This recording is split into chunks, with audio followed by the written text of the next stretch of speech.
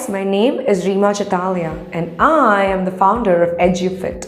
In this multi-part video, we are going to talk about the factors, a lot of them tangible and a lot of them intangible, that you should take into consideration while you shortlist a college abroad. Alright, let's get started. Well, the number one factor that most people ignore is the location of the college.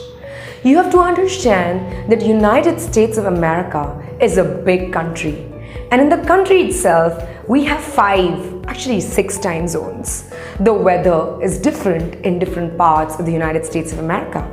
For example, in the East Coast, you can have really windy and wintry weathers upstate New York. Whereas you just go a little south near Virginia or Maryland, the winters might not be that cold. Somewhere in the middle of America, as we call it, the Midwest, the weathers can get crazy. In Chicago and Michigan, it is winters for almost 8 months a year. The winds are crazy.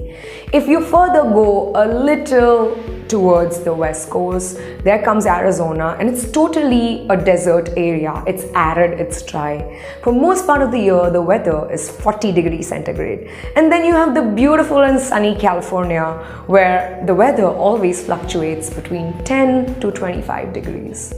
You might think these factors don't matter. How does it matter what is the weather you live in? Let me tell you, it does matter.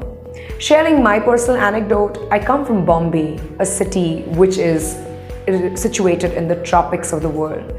The weather year-round is always around 20 to 25 degrees centigrade.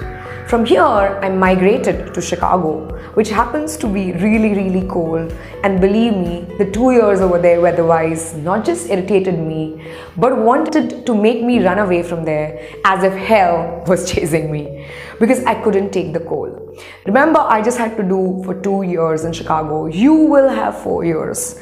Are you somebody who is more happy in the sunnier weathers? Then West Coast is a place for you. But then let me tell you, the fees of West Coast schools are higher than fees for certain East Coast schools. So it's very integral that you figure in what kind of a person you are, what kind of a weather you like. Are you a big city person or are you a suburb kind of a person? Do you expect diversity in your campus, or are you okay with the similar kind of a crowd?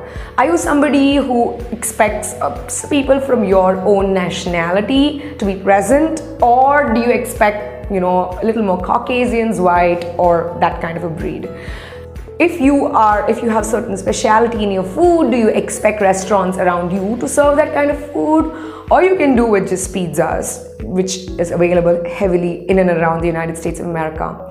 These factors are purely location dependent. For example, I'm an Indian, and California and New York have plenty of Indians and also a lot of Indian food. But that might not be applicable to Ohio, or perhaps even Tulsa, or even North and South Dakota.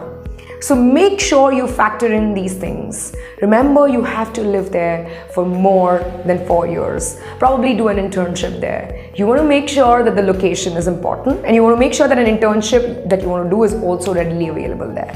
Alright?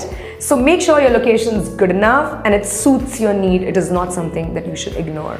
This is Reema signing off, and in the next video we will talk about the rest of factors. Thank you so much. Like, share and subscribe.